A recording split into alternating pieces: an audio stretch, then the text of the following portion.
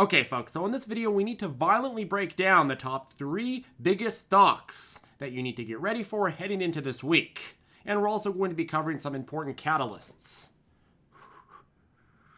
Also, quick plug, this video is sponsored by the dangerously handsome gentleman over at ZipTrader U. If you're looking to learn how to trade with our step-by-step lessons, our private chat, our daily morning briefings, as well as our full price target list, I'll go ahead and put a link to ZipTrader U below. I do have an announcement. Coupon code Never Give Up is one of the best coupon codes that we've ever had for ZipTrader U, and it will be expiring April 30th. So if you do want to lock in lifetime access for that one-time fee, make sure to go ahead and check it out with the link below. We'll also be hiking the price of ZipTrader U after that sale as well. Let's get right into it. Number 1, Mr. Ater. Now, on Thursday, we made a video follow-up and more in-depth breakdown to the Ater play setup. I broke down their book value situation, the short seller setup with 100% utilization, and what's happened in the past when we've had that kind of setup.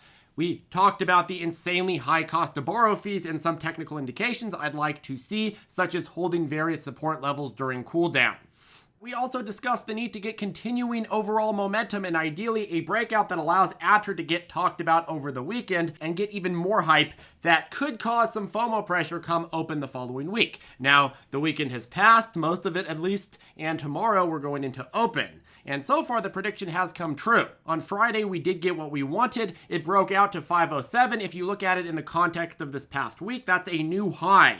The previous breakout from earlier last week only took it to 423. So the huge higher high breakout on Friday solidifies it as a continuing momentum play. And my prediction that that is what was needed in order to get Ater trending over the weekend has seemingly been correct. Ater is the #1 trending stock on Reddit according to Ape Wisdom. So a few things that you're going to want to look out for into this week on this stock. I believe that the most likely scenario hither is you see another blip upward early on as weekenders and new weekenders add capital in the pre-market and perhaps open, but then it's going to fall. With a lot of these hype or squeeze stocks, you've seen a lot of momentum enter and then leave by the time that market opens. If that trend continues into tomorrow or Tuesday, pay attention to where it falls. As you know, previous resistance becomes new support. If it can hold new support levels, it can build on them when hype rallies come in later on in the week. Sure, it'd be fun and dandy to get a huge rally Monday and Tuesday and then the taking profit cycle after that, but a lot of times what you see is you see them rally really early on and then all of a sudden it gets a huge cool off and then you have to wait for the next round.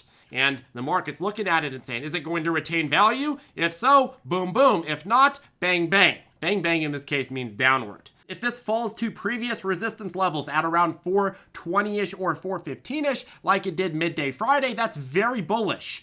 If you break down to these previous resistance levels at 392, that's still fine. But when you start getting into that area where you're erasing nearly all of Thursday and Friday's ground below that, it's going to be a lot more difficult to restart the momentum. And that's just how the market works. At that point, you've almost certainly triggered most of the trader stop losses, and you've broken a new trend, and short sellers have accelerated their positions to dump during the downtrend. People need to see that this has the ability to continue with the retaining levels. It's really difficult to get people to rebuy a stock that has already pumped massively if it just dumps 100% of what it pumped right afterwards. Substantially easier to get people to build onto rallies that have had time to breathe, but also showed that breathing wasn't fatal for the stock and its momentum. Never forget that the dynamic is always so that the first short sellers to cover get the best deal. If you're in an overall uptrend, short sellers that decide to cover first, and especially the bigger ones, they could cause a massive spiky, which kills the other short sellers. If you have near 100% utilization and extreme short interest,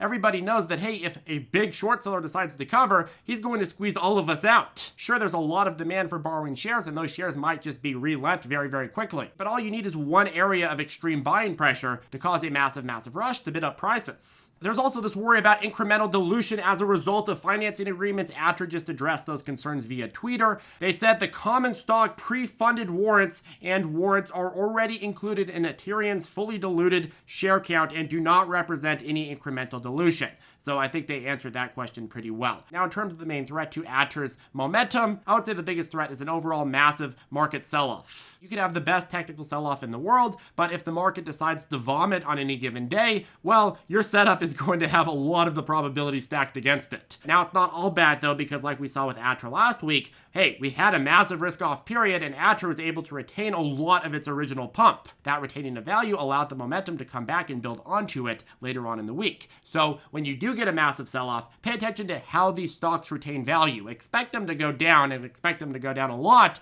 but pay attention to how much they go down. Are they actually retaining any of their previous pump? Because if they are, you have a lot of people that are waiting on the sidelines, waiting for the next rally and the next market condition day where you get another inflow. A few down trading days in the market isn't a killer for momentum stocks, but it's certainly a big test. Now, at the end of the day, though, this is a stock that we've been covering in this current wave cycle since about 250-ish a share last Monday. Rallying from 250-ish to 507 in about 5 trading days is a pretty good overall run. A double in a week for a hype trade is insanely good, and even if you just caught a quarter of the move, that's still a solid trade during an overall risk-off week. A couple weeks ago, hype trade after hype trade was doubling, but last week you didn't see that many doublers, not even in doubling. The point here is that yes, you can recognize when you see a good setup and a continuing momentum setup, but you can also be cautious and understand that being greedy is not a good quality for a trader. If you played this and are sitting on an unrealized massive gain from the last week, I would strongly consider taking some risk off the table. Who cares if this goes up another 100% or goes up 200%? Eventually these all end, and they end badly. Just pull up a long-term chart on anything that is spiking right now and you'll see that they've probably spiked a lot in the past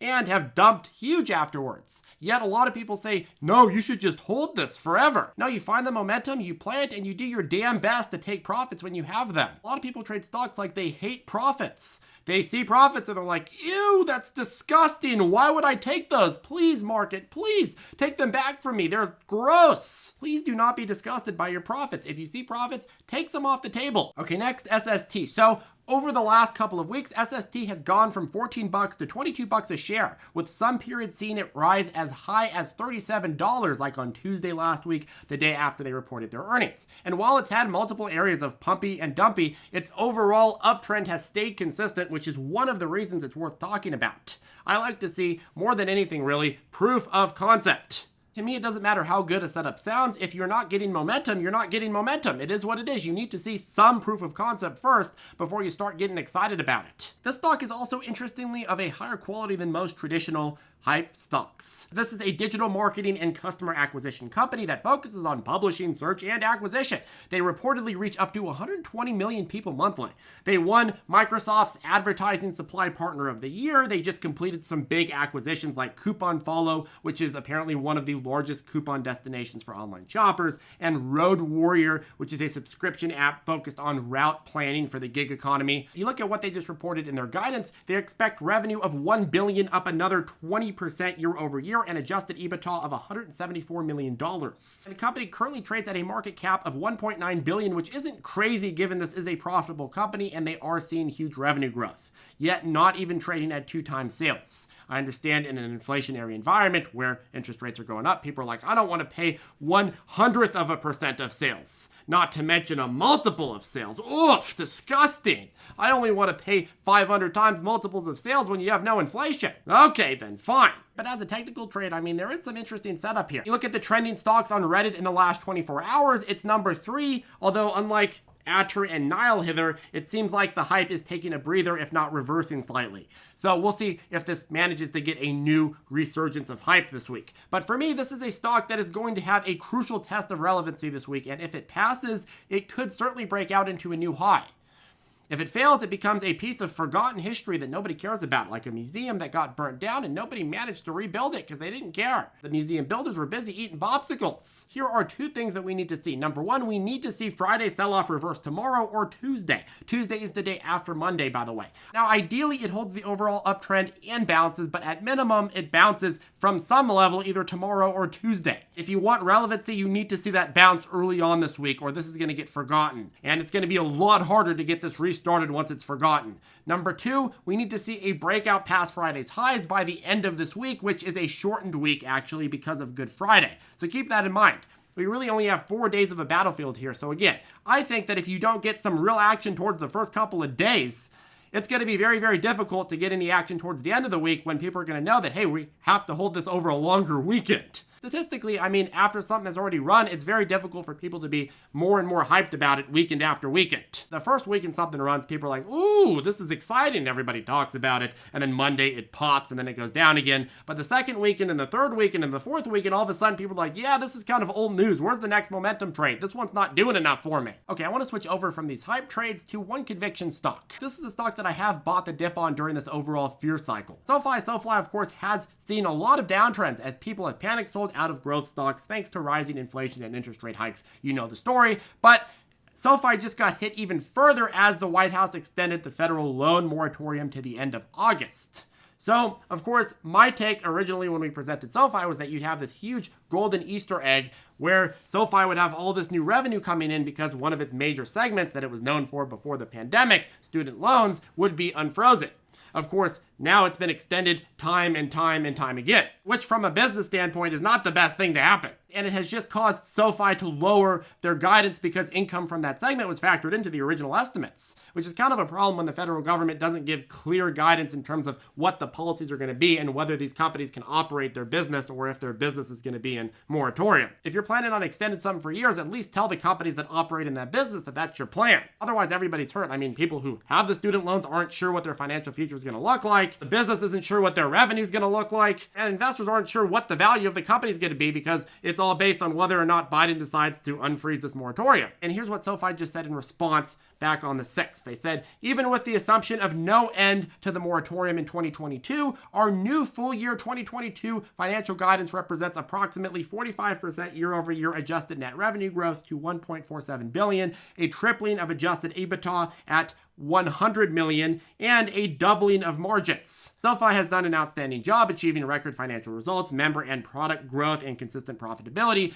despite the negative impact of the extended student loan payment moratorium. We will work diligently to continue that trend in 2022. So here you have them estimating a 45% year-over-year revenue increase, despite the fact that one of their biggest revenue segments is basically in moratorium. And unless you believe that the moratorium is going to end up being permanent and student loans as we know it are going to be abolished, well, it's hard to see that this isn't going to be an extra Easter egg in the future whenever the moratorium does end. But still, when you're analyzing SoFi, you have to look at the bigger picture, which is, are they getting more and more members quarter over quarter? The answer is yes. They just got 87% member growth in the last quarter report. Are they funneling more of their customers into different products in their overall suite? The answer is also yes. Did they just get that bank charter that should help them a lot in upcoming quarters to expand profitability per product, as well as be more competitive? Have they been very successful with acquisitions like Galileo? All of these answers to me are yes. So it's hard for me not to like SoFi as it goes down. Now, I understand the argument that, well, if we go into a massive recession or interest rates go to 20% or inflation goes up to 500% per day, all of a sudden the case for any stock, yet a growth company like SoFi goes down to nothing. But when you're looking at a conviction stock and you're valuing it, I believe that you have to focus on whether or not that business is going to grow over the next 5 to 10 years. If you're complicating all of your analyses by looking at a million different macro factors that you have no control over or have no real way to forecast, then you're just going to be all over the board. Eventually, you have to sit down and say, okay, well, do I like this company? Is it going to continue to scale? And if it's going to continue to scale and it's going to eventually reach profitability, that is very scaling as well, while also being very, very cheap right now, well, all of a sudden you're like, okay, this is a good deal. But the point is, I think that when you see a stock that you like at a good price and it's a conviction stock, it makes sense to buy it. Okay, lastly, in terms of events happening this week, earnings season is starting to trickle in by the end of the week. You have BlackRock, Delta, JP Morgan, mini meme stock, Bed Bath & Beyond. On Thursday, you have Wells Fargo, the Saks of Goldman, Citibank, Rite Aid, Morgan Stanley, Ally, and that's about all of the main ones. I'm looking forward to seeing what banks are projecting for upcoming quarters in this inflationary and higher interest rate environment. The OPEC monthly oil report will be posted on Tuesday. Expect volatility in oil markets around that. Let's get oiled up, folks, but not too much oil because that's expensive. Elon Musk is going to be giving a TED Talk on Thursday, which could have some volatility implications for Tesla and the tweeter. And lastly, the stock market is, of course, closed for Good Friday. And then on Sunday, we're going to have to hear speculation from CNBC about whether or not we're going to have an Easter Bunny rally. Shortly after that, we're going to have to hear about the sell in May and go away, but that's a little bit more around the corner. If you have any questions, feel free to reach out to us below or join us on ZipTrader Circle if you're looking to learn how to trade with our step-by-step lessons, private chat, daily morning briefings, as well as full price target list. I'll put a link to ZipTrader you below. Again, make sure to use coupon code NEVERGIVEUP. That coupon expires at the end of April. If you want to get 5 free stocks and get an excellent trading app, make sure to sign up with Moomoo down below. I'll put the link there as well. Have a good one, and I'll see you in the next video.